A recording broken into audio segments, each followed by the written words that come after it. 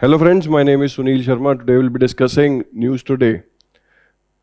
This will be 10th July 2025. Yes. So today we are going to discuss certain main news, quick updates and place in news. In main news, comprehensive update on terrorist financing risk. This is a report published by FATF, Financial Action Task Force. Union government launches Aspirational DMF Programme. Ministry of Mines have launched this. Draft Petroleum and Natural Gas Rules 2025 by Ministry of Petroleum and Natural Gas. InSpace grants 5-year authorization to Starlink for satellite services in India. Namibia to become first African country to roll out digital payment system based on UPI. So all these are very important news. We're going to discuss them in detail. In quick updates, Admiralty Jurisdiction and Settlement Maritime Claims Act 2017. We'll be talking about the ship, yes, which has been arrested. What was the news, why it is in news and all those things. Shadow banking, catastrophic bonds or catastrophe bonds, extended range anti-submarine rocket, INS Nistar, advanced towed artillery gun system, Mahi or Mahi Sagar, Lake Turkana, and place in news, Sierra Leone. Yes. We'll start with the first news. First news is related to FATF. FATF has launched a report. The report says that comprehensive update on terrorist financing risk. So to understand this, you should know that FATF is an organization which deals into money laundering, how money is laundered and terrorist organizations are financed. Yes. This report talks about certain things. First time FATF is talking about state-sponsored terrorist activities. Yes, that certain states are sending money to the terrorist organization. No doubt they have not named Pakistan, but they are hinting towards certain nations. First. Second, this report is talking about that still 69% of the areas of the jurisdiction which are seen by FATF are still lacking certain type of control. Yes, there are certain loopholes which are exploited by terrorist organizations. Yes, this report is talking about how terrorist funding is changing and terrorists are able to organize themselves and they are able to bypass the system. How they are also constantly updating. Yes, and in this report, they talk about what are the various ways by which we can overcome this. Yes, so let's talk about FATF. FATF is a Financial Action Task Force, which talks about global body fighting money laundering, terrorist financing, and proliferation financing. Yes, it sets international standards. Yes, and it tags nations also in grey list and blacklist. Grey list are those areas which are heavily monitored. Yes, in this grey list, Pakistan was also added some time back. Yes, blacklist is high risk countries where you will see that these countries are not taking scrutiny when it comes to money going to terrorist organizations. Yes, now if you'll see what happened recently, they made public observation on state-sponsored terror funding. Yes, although no country was named, but they were somewhere referring to Pakistan. And India also claims that there is some reference to Pakistan.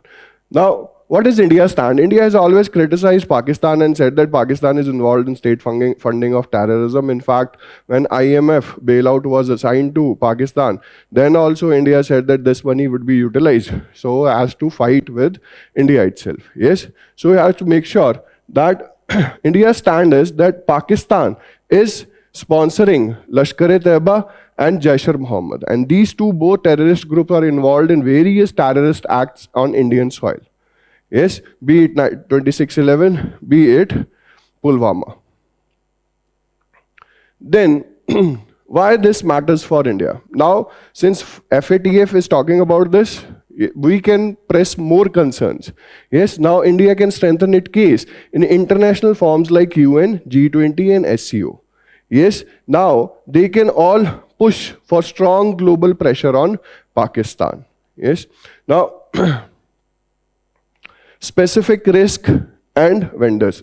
This report also talks about certain specific risk. First risk is humanitarian aid. In conflict zone, when humanitarian aid is there, this humanitarian aid faces risk of diversion to terrorist causes. Yes. Second, abuse continue across digital platforms. There are many digital platforms where crowdfundings can happen, where social media can be utilized so as to gain funding to the terrorist organizations. Then legal entities, many shell companies, many trusts and many NGOs, they are involved. Yes, non-profit organizations are involved. So these organizations are used to fund terrorist activities. Now, in this report, they also talks about, FATF also talks that how terrorists are adapting in financing. First is, they are using hybrid financing method. First, the earlier financing method was simple. Cash-based transactions were there, or Hawala was there. Hawala is, you send cash here. Yes, there is a piece of paper which is given to you. Then wherever you want to have that money, just present that piece of paper, the cash money will come to you. Yes, these Hawala transaction, informal, these are very hard to trade, hard to trace methods.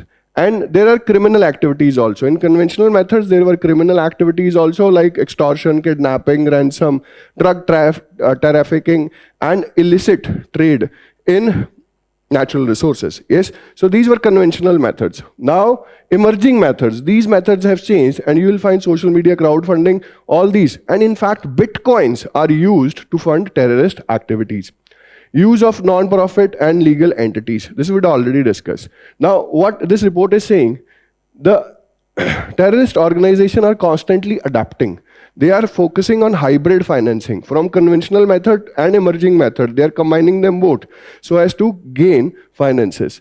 Decentralization. What is happening is many of the terrorists are lone wolf. They are sitting in any neighborhood. They are doing some small task, small vendors, or they are doing something by which they can earn their livelihood. So they don't require the organized finances. Yes, that's if they are not in the loop, they will remain hidden. Yes, it is difficult to trace them. Yes, some ex-terrorist working in Y city as shopkeeper.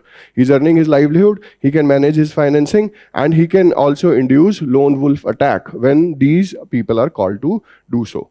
Yes, lone actor threats, since they are lone actors, they can go ahead and they can do their terrorist acts. They organize crime and terror financing.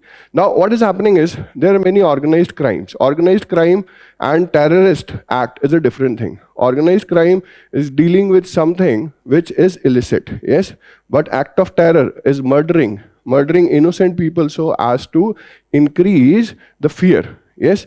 Now what happens is those people who are in organized crime, be it smuggling, be extortion, be in sand mining type of activities. Yes, what they do is they somewhere fund terrorists. Yes, and it becomes, the line is very blur.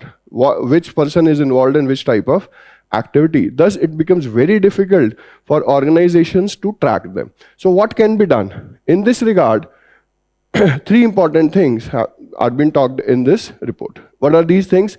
Identify risk indicators. Frequent transfer to high-risk jurisdiction. Yes, if a lot of money is getting transferred into one particular location, that too in a high-risk area like Afghanistan, then you should be careful. Yes. Then coordinator multilateral response. Now, if one body cannot deal with this, we should have multilateral response. Specifically, we should ensure that designation of terrorist organizations should be there under UNSC sanctions. Yes, so United Nations Security Council section should be there on certain terrorist organizations. Yes, in last, outreach to sectors not covered under FTA standards. So there are certain sectors which are not covered in FATF standards. So FATF says that authorities should move towards those sectors. So this was about FATF. Again, a very important topic. UPSC can ask about FATF. What are the main recommendations and how you can utilize this so as to curb terror financing. Yes. Next news is about Aspirational DMF Programme. Yes. So what is the news? News is 9 July 2025, the Union Ministry of Mines launched operational guidelines for the Aspirational DMF Programme. Yes. Now, this program, Aspirational Program, this program aims to align DMF project with Niti Aayog's Aspirational District Program and Aspirational Block Program. So Niti Aayog runs two different programs. One is Aspirational Program and District Program and Block Program. These guidelines are based on Pradhan Mantri Khanij Kshetra Kalyan Yojana. So we're going to talk in detail what is this and how this will help those people who are living in mining affected areas. Yes. Now to understand it, what is the goal of aspirational DMF programs? Yes. See, the idea is ADP and ABP. These are the two programs under Niti Aayog where we are working to transform certain district and certain blocks. Certain district, around 112 most underdeveloped districts are identified, and Niti Aayog says that we need to develop them. On the other hand, under Aspirational Block Development Program, we are working so as to enhance the quality of life, citizens, and service delivery in the remotest and the least developed blocks of India. Now, these aspirational district program and the block programs, they will require funds. Yes. Now, how will these funds come? These funds will be provided by DMF. DMF is a district mineral foundation, is a non-profit trust set up in mining district. Yes, this trust is set up under Mines and Mineral Act 2015. Yes, in this trust you will find part of the revenue from mining companies is been put on. This part of the fund is utilized for the development of that particular area. Yes, how will you develop this? Through various government schemes, through various social efforts where the fund will be utilized. Now, on what issues the fund needs to be utilized in aspirational program? Yes, in aspirational DM program, we need to focus on health, nutrition, education, agriculture, water resources, basic infrastructure, social development, financial development, and skill development. So whatever improves the quality of the life specific to the areas who are living in mining areas, mining affected areas, there you can put the finances on. Yes, those areas are the priority areas where we need to work on. Yes, so DMF under Mines and Mineral Act is an important tool, and this is a tool. DMF again is a tool under Pradhan Mantri Khanij Kshetra Kalyan Yojana, which is a yojana which talks about HDI, human development in or welfare development in the mining affected areas. Now, how many districts are identified? Identification of aspirational districts and block. At present, 106 aspirational districts and 473 aspirational blocks are aligned with DMFs, which is likely to increase over time. Yes, so this is the data, and mining effective areas where you see the tribal peoples are generally present there, and resource is there, but benefit does not come to them. Resource gets transferred to mining companies, they make huge profit, and those people who are living in these areas, they remain undeveloped.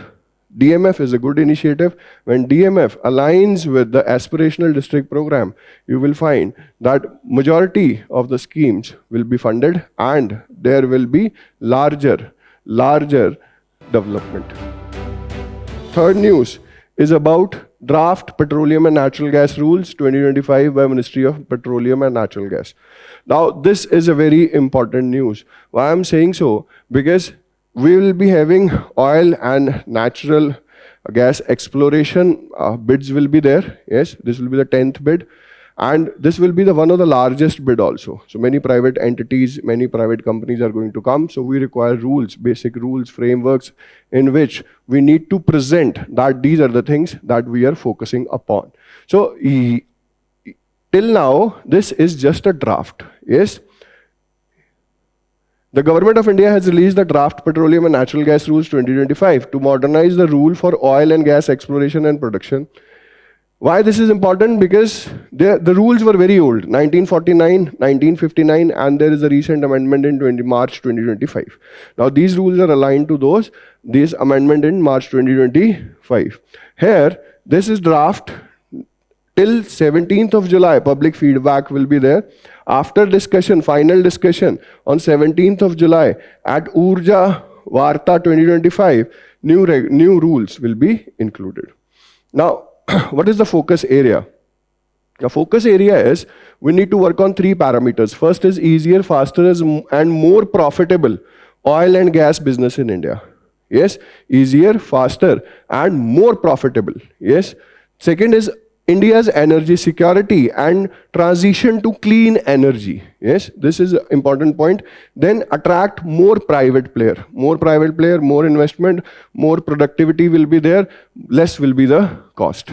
Yes, less end cost to the consumer. Now, broadly, if you see these draft guidelines have these important parameters. First is the guidelines intend to check greenhouse gas emissions. It ensures ease of doing business, grievance redressal mechanism, encourage small players, modernization of upstream framework, and last, improved data governance. Yes, so we see what are the various clauses. Checking on green emissions. How we are going to check on green emissions?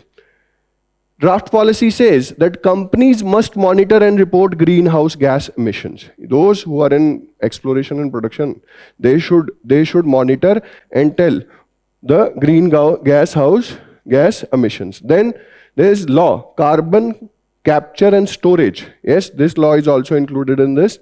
Now, companies must create a site restoration fund after cleanup. Yes, they should have a site restoration fund and monitor the site for 5 years after closing it. Once you have taken out all the gas, natural resources out of it, you should have a fund and you should use that and you should monitor it for 5 years, that whether the site is clean or not. Yes, then companies now can install solar, wind, hydrogen, and geothermal projects in oil fields. Yes, so they can go green. They can go green for their own energy requirements.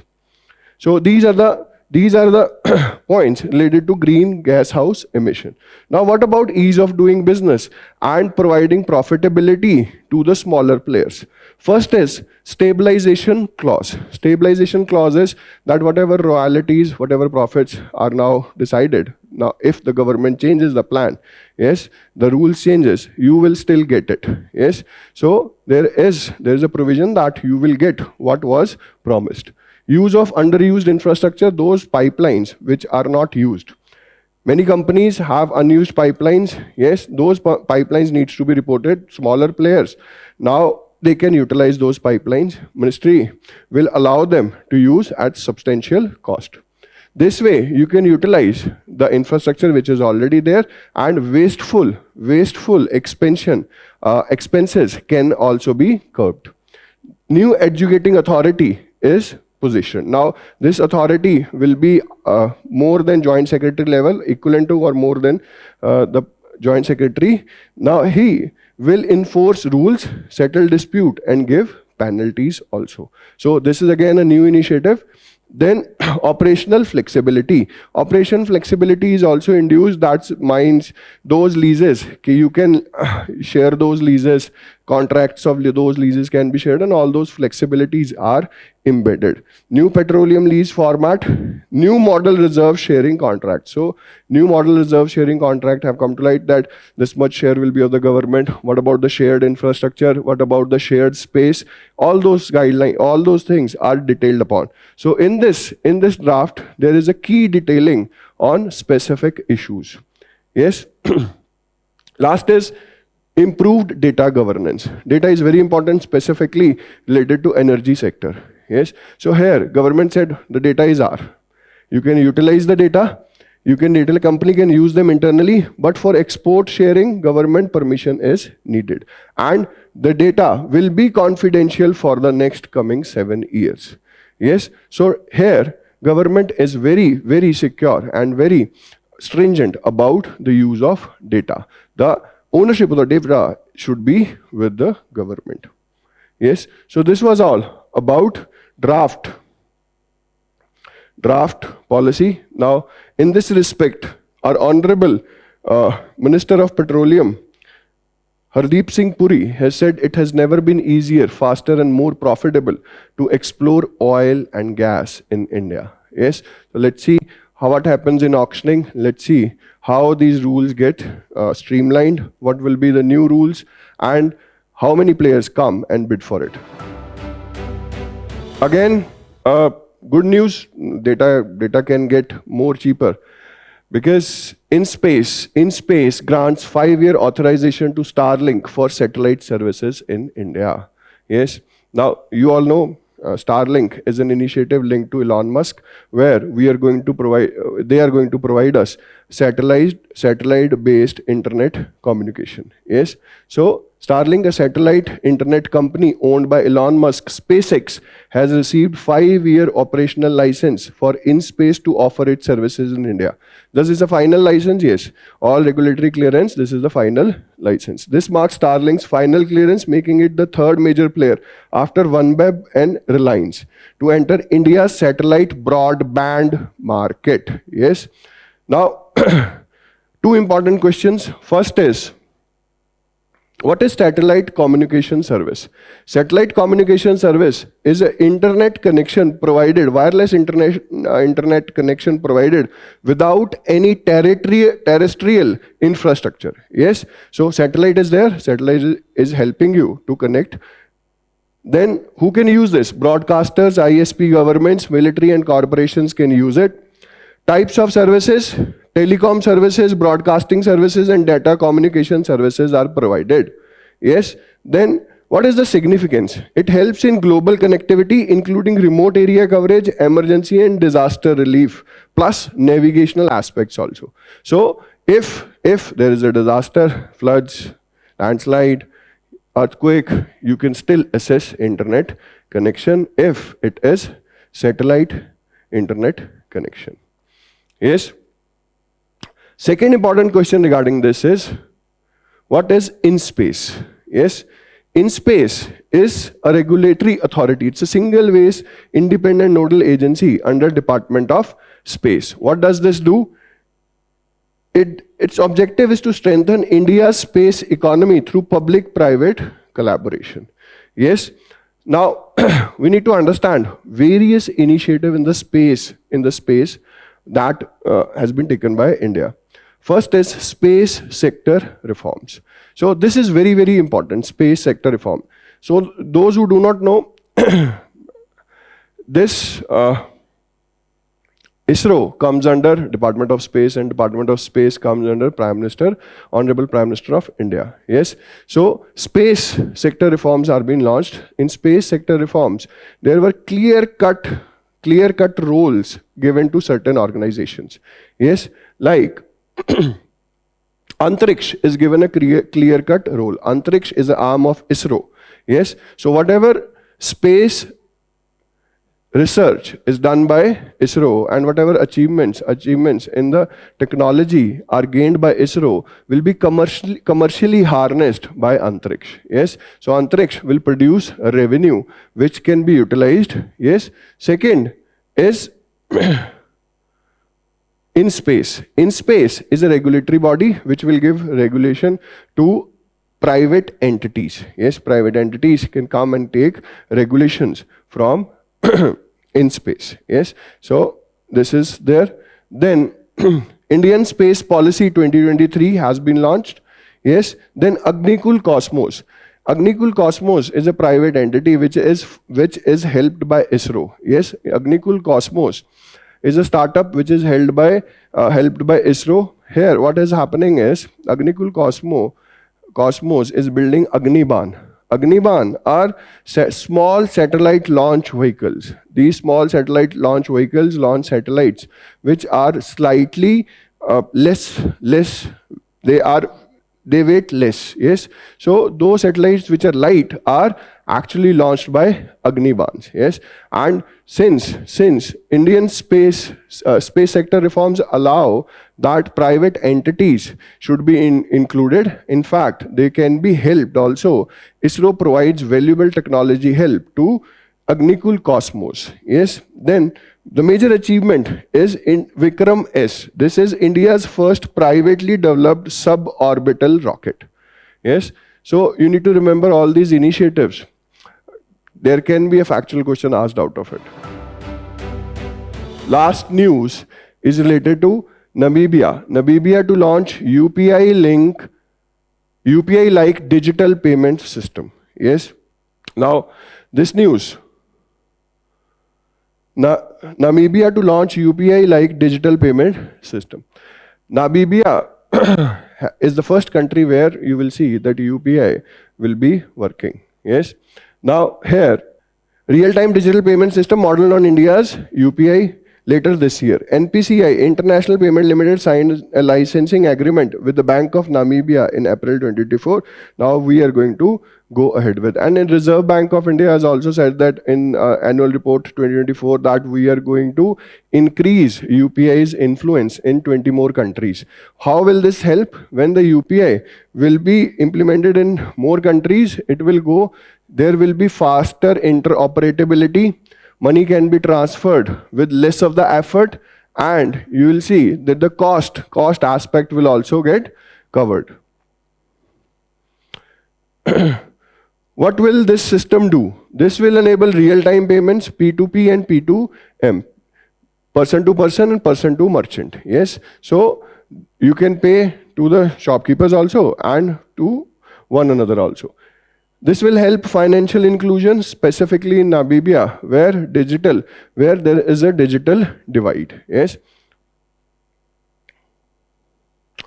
Now, 3 important things that you need to remember. First is India's first export of UAE technology globally. Namibia is the first country to whom we have exported our technology, UPI technology.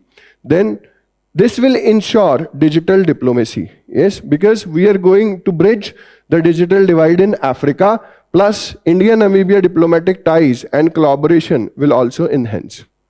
Third, global market expansion. This will stimulate trade of India with other countries. Yes, so many other countries which want to trade with India, but they don't know how to transact. Yes, so UPI can help to bear off the transaction barrier.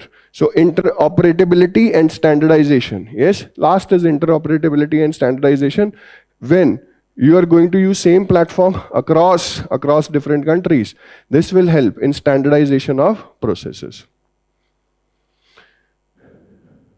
Now, are we doing something related to internationalization of UPI? The answer is yes. We have done many things. First is NIPL, wholly owned subsidiary of National Payment Corporation of India, incorporated in 2022. For what? Deployment of RuPay and UPI outside of India. In fact, in G20 also, in G20, what we made sure is UPI One World. We made a prepaid payment instrument linked to UPI so as to provide foreign national and NRIs coming from G20 countries to use UPI so that they can effectively transfer money and they can also have an experience of UPI. Plus, India's initiative under G20, Global Digital Public Infrastructure Repository is being formed, and we have also created Social Impact Fund, yes, so as to advance digital public infrastructure in the global south. So this fund will help in increasing digital public infrastructure, specifically in global south. So we are, as a nation, we are exporting technology, be it defense, be it the financial technology in the financial sector. Here, UPI is one of our leading technology. What exactly is UPI? UPI, we all know, is a platform where multiple banks can be coordinated, and you can use that platform so as to do transaction of various type. Whether transferring money to individual, whether transferring money to bank accounts, whether transferring money to merchants. Yes, so it's a simple way in which you can connect, you can you can use your finances. Yes, then place in news. Place in news is Sierra Leone. Yes, Sierra Leone is in news. Why it is in news? It is in news because Leone, which is located in a turtle island of southern Sierra Leone, has lost 2/3 of its surface area due to rise in sea level. So this is an indicator, rising indicator of the climate change. Yes, sea level is rising, and Leone has lost 2/3 of its surface area. Now, you can use this directly in your mains answer wherever you have to talk about climate change. In case, in prelims, what will happen? Yes, in prelims, they might ask you about the location of Sierra Leone. Yes, so Sierra Leone shares maritime boundary with Atlantic Ocean. Yes, the neighboring countries are Liberia and Guinea. Liberia and Guinea are the territorial neighbors, and maritime boundary is shared by Atlantic Ocean. Sierra Leone is rich in diamond, chromite, gold, and bauxite. Yes, so resource which is prevalent in this country is diamond, chromite, gold, and bauxite.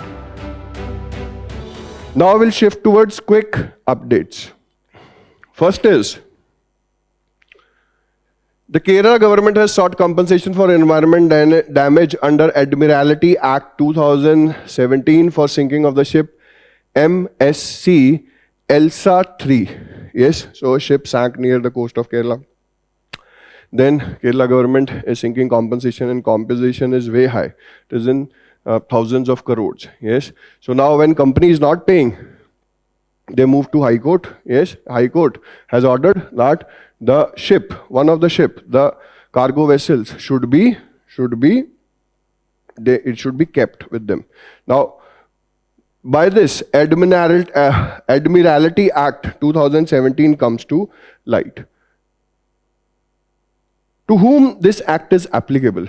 This act is applicable to all the vessels which are going to board on this territorial jurisdiction. Yes, it can be Indian, it can be domestic, it can be international, it can be a person who is an NRI, it can be a vessel who does not hold Indian domicile. Yes, no issue with that. Whatever vessel is there, Admiralty law applies to it. And what type of maritime claims can be covered? The claims that are covered are damages to the ship, ownership and agreement dispute, loss of life at sea, wage issues for maritime workers, and environmental damage. Here we are focusing more on environmental damage. The jurisdiction of this act is the respective high court. Yes, so the high courts of the maritime states, wherever there will be a fault, Admiralty Act has to come into force. It will be enforced by the high courts of those respective states. Yes, this is a very important point, that only the high courts of those respective states have powers with respect to Admiralty Act.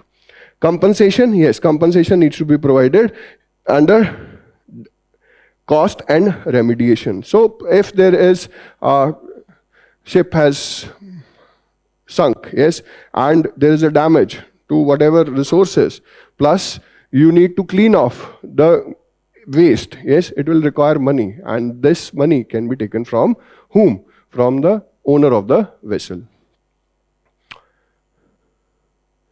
Shadow banking. Why this was in news? The finance minister said non-banking financial institutions are no longer shadow banks.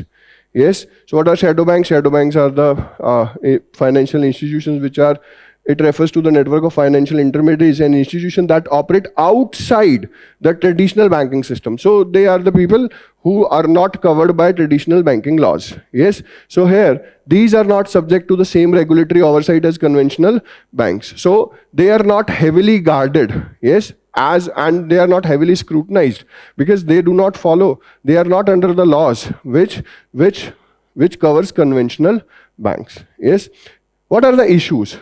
Issues of the shadow banking sometimes is lack of transparency and the potential for increased systematic risk. Yes, but NBFCs, as said by FM, the finance minister, that they have come out of the age. They are now more responsible. The market cap is growing and they are under certain regulatory framework. So we should not call them what? Shadow banks. The examples are money market fund, hedge fund, private equity fund, securitization and asset-backed securities. Yes, so these are the certain examples. Catastrophe bonds. This is a unique thing. Yes, we see that climate change is happening. Due to this climate change, many disasters are happening on everyday basis. When disaster happen, you require, or any of the state government, whether it is dealing, whosoever is dealing with the catastrophe, they require a lot of funds. Yes, so this is a new instrument. The new instrument talks about a form of a bond where a high risk, high reward, high yielding bond. Now, how it is high risk? High risk is, suppose you say the bond is from January to November, and you say that this until November there will be no disaster. Yes, then if until November there will be no disaster, you will come out with a good yield. Yes, but if there is a disaster before November, then your principal can also be taken off. Certain part of it or certain aspect of your principal can also be taken off. So it is like anticipation. You are saying that this might happen, and that's why you're putting a lot of money to it. Since there is a lot of risk, unpredictability is there, reward is high. Yes, so a new type of financial instrument, help in planning natural disasters. Yes, how? It is a financial instrument that transfer catastrophic insurance risk to investor. Investor is the person who is going to buy that bond. Yes, who receives high yield but may lose their principal if the specific disaster occur. Yes, so if they're saying that this disaster it would not occur before the bond is mature, but if it occurs, then you will lose everything. Even the principal will be lost. This can include earthquakes, hurricanes, floods, and other extreme events. Investor can receive high yield but lose their principal if a predefined natural disaster occurs before the bond matures. So again, there is a high possibility that this type of question can come in prelims. The reason is, you can see landslides happening, earthquakes, cyclones coming. Yes, India can go for these types of bonds. Again, extended range anti-submarine rocket. Yes, so why this in news? India's extended range anti-submarine rocket has successfully completed trials from the warship INS Kavaratti, making major defense achievement. It is totally indigenous. Yes, after Operation Sindoor, we can see that the importance of Atmanirbhar defense systems. Yes, and now India is working towards creating indigenous defense systems. This initiative is one of it. Yes, it is totally indigenous anti-submarine rocket used to combat submarines and are fired from on board of Indian naval ships. So what is this? This is an anti-submarine rocket. Yes, and they are fired from ships. Now there are two important components, technology components related to these. First is, it has a twin rocket motor configuration. Second, it uses indigenously developed electronic time fuse. Yes, this indigenously developed electronic time fuse ensures precise denotation time. Yes, so if you have fired it, it will detonate at precise time. This will be ensured by electronic time fuse. This is designed and developed by DRDO's Armament Research and Development Establishment, which is located in Pune. Yes, so the key aspects is the name of the institute. Yes, the indigenous electronic time fuse plus it is a anti-submarine rockets. Yes, now how is this helpful? Yes, Navy plays a very important role in war.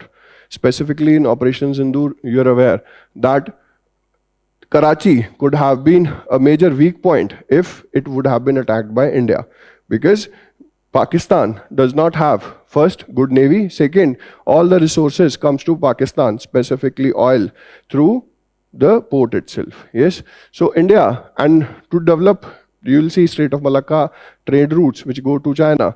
We require a strong navy so as to be Atmanirbhar. And these rockets will at least allow us so as to target submarines. Yes. Thus helping building India a strong naval force. Yes. Again, INS Nistar. What is INS Nistar? INS Nistar is first indigenously designed and constructing diving support vessel.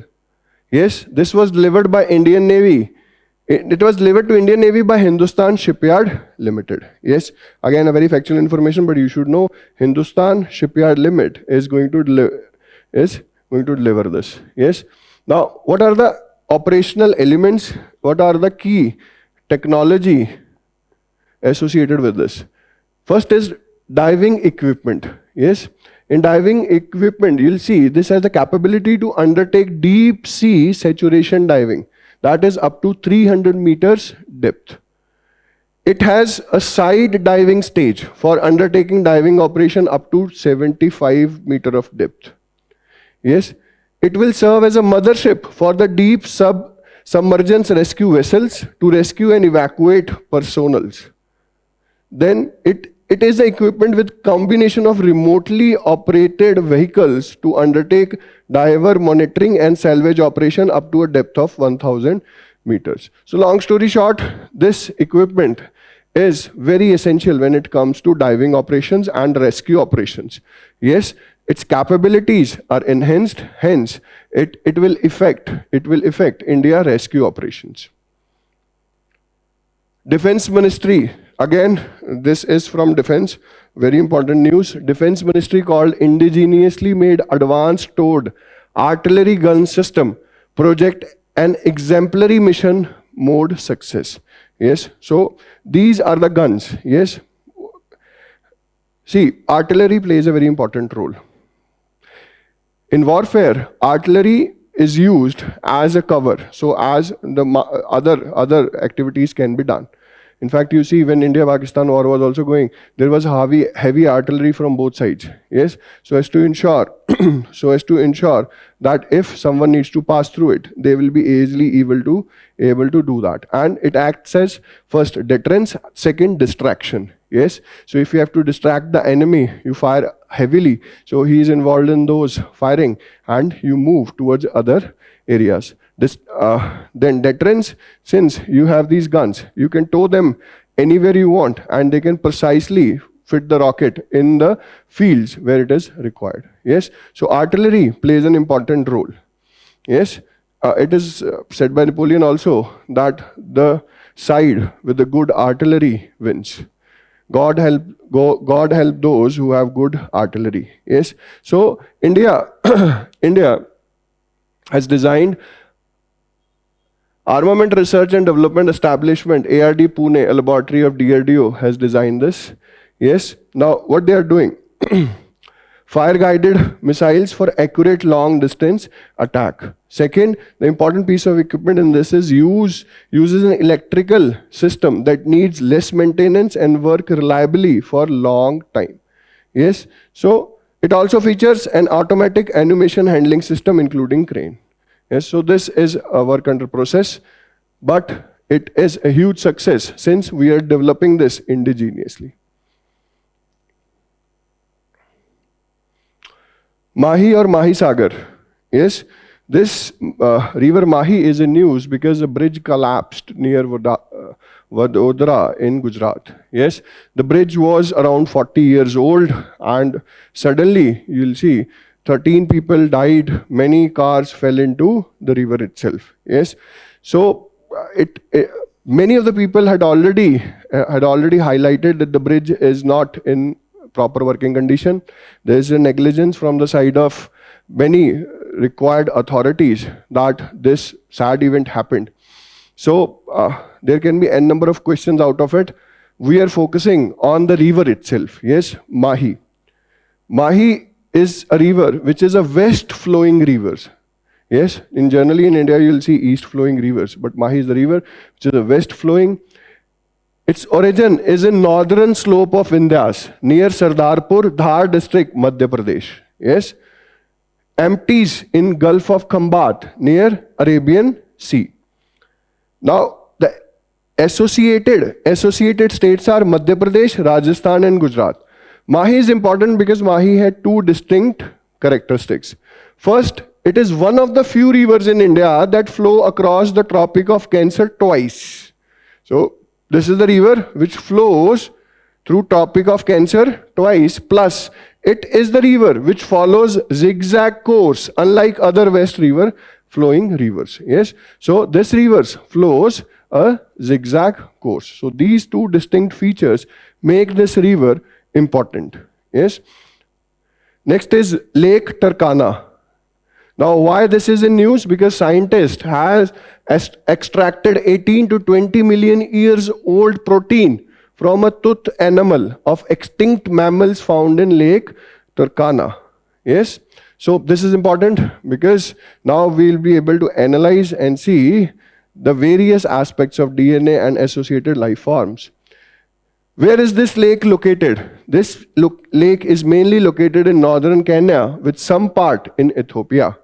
Yes, the distinct characteristics of this lake is, this is the fourth largest lake by surface area and the world largest permanent desert lake. Yes, you need to remember this distinct feature of this lake, that this is the world largest permanent desert lake.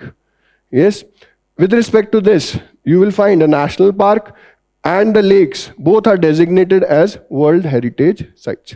Yes, so national park is designated in the World Heritage. It is in the World Heritage Site.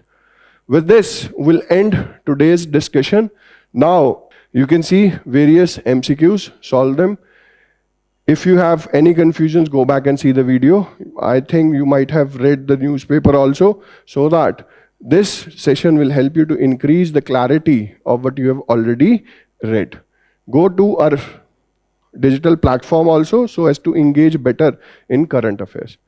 With this, I'll end this session. All the best.